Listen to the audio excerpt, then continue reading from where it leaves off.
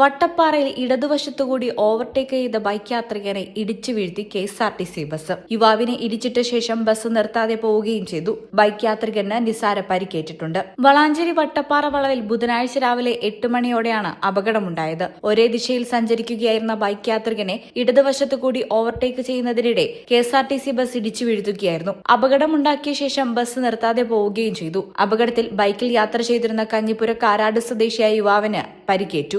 വളാഞ്ചേരിയിൽ നിന്നും കഞ്ഞിപ്പുര ഭാഗത്തേക്ക് പോവുകയായിരുന്നു ബൈക്കും KSRTC ബസ്സും. വട്ടപ്പാറ വളവ് ആരംഭിക്കുന്ന ഭാഗത്ത് വെച്ച് ബൈക്കിനെ ഇടതുവശത്തുകൂടി മറികടന്ന ബസ് യുവാവിനെ ഇടിച്ചിടുകയായിരുന്നു. ബസ്സിൽ തട്ടി ബൈക്ക് വീഴുന്നതും യുവാവ് എഴുന്നേറ്റ് നിൽക്കുന്നതും CCTV ദൃശ്യങ്ങളിൽ കാണാം. ഡിവൈഡർ ഉണ്ടായിരുന്നതുകൊണ്ടാണ് വലിയ അപകടത്തിൽ നിന്ന് യുവാവ് രക്ഷപ്പെട്ടത്.